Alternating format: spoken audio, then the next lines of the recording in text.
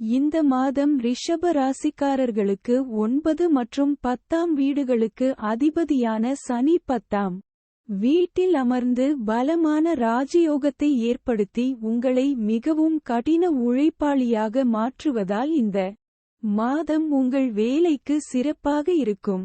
உங்கள் முயற்சிக்கு பலன் கிடைக்கும். செவ்வாய் 10ஆம் வீட்டில் சனியுடன் இணைந்துள்ளார். சில கசப்பான மனநிலை வணிகத்தில் ஆதிக்கம் செலுத்தும் மற்றும் சில விஷயங்களில் உங்களுக்கும் உங்கள் வணிக கூட்டாளருக்கும் இடையே கருத்து மோதல்கள் இருக்கலாம். ஆனால் செவ்வாய் 23ஆம் தேதி 11ஆம் வீட்டிற்கு நுழைகிறார். இதனால் வணிகம் செழிக்க ஆரம்பிக்கும்.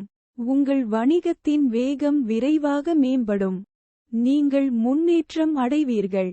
இந்த மாதம் முழுவதும் கேது 5ஆம் வீட்டில் அமர்வதால் ராகு, சூரியன், சுக்கிரன் 11இல் அமர்ந்து செவ்வாய் 10ஆம் வீட்டில் அமர்வதால் கல்விக்கு வழிவகுக்கும். பல்வேறு வகையான இடையூறுகள் மற்றும் தடைகள் சாத்தியமாகும். 2ஆம் வீட்டின் அதிபதியான புதன் குருவுடன் 12ஆம் வீட்டில் அமர்ந்து உங்களின் 10ஆம் வீட்டில் சனியும் செவ்வாயும் இணைந்து 4ஆம் வீட்டையும் பார்ப்பார்கள். இது குடும்ப வாழ்க்கையை சீர்குலைக்கும் வாய்ப்பு உள்ளது. ஒவ்வொரு சூழ்நிலையிலும் மக்களின் நல்லிணக்கமின்மை வெளிப்படும். கேது 5ஆம் வீட்டில் இருப்பார். சுக்கிரன், சூரியன், ராகு, செவ்வாய் ஆகிய ஸ்தானங்கள் அவரை பாதிக்கும். இதன் விளைவாக உங்கள் உறவில் காதல் துளிர்விடும்.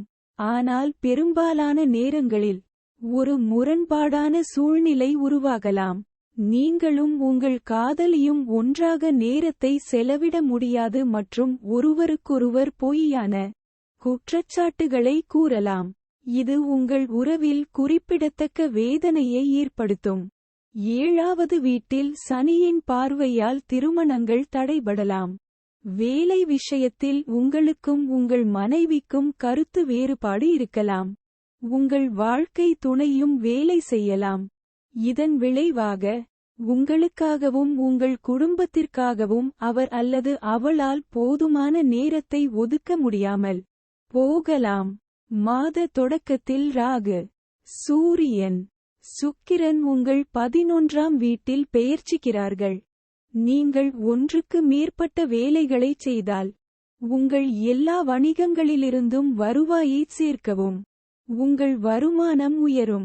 மறுபுறம் 2ஆவது வீட்டின் அதிபதியான புதன் 12ஆம் வீட்டில் குரு இணைந்திருப்பதால் சில செலவுகள் இருக்கும். நீங்கள் சம்பாதித்த பணத்தை ஏதாவது வேலை அல்லது வேறு சிலவற்றில் செலவிடுவீர்கள். 5ஆம் வீட்டில் ராகு, சூரியன், சுக்கிரன், கேது, செவ்வாய் இருப்பதால் வயிற்றில் தொந்தரவுகள் அல்லது அமிலத்தன்மை போன்ற சிரமங்களை நீங்கள் சந்திக்கலாம் மற்றும் வயிற்றுப் புண் ஏற்படலாம். பரிகாரம்: நீங்கள் ஸ்ரீ சுக்தத்தை தவறாமல் பாராயணம் செய்ய வேண்டும்.